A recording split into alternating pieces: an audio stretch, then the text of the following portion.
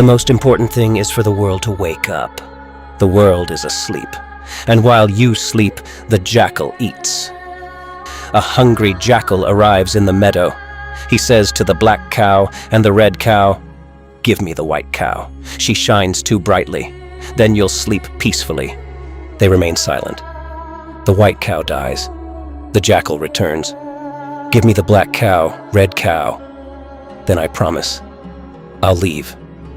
She remains silent. The black cow dies. The jackal returns for the last time. The red cow alone whispers, "I died the day I let my sister be killed."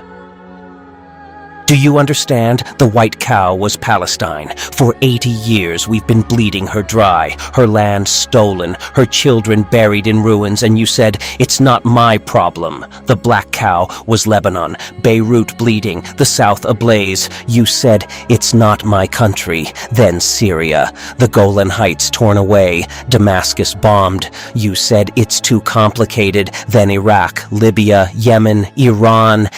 You still say we're safe. Wake up.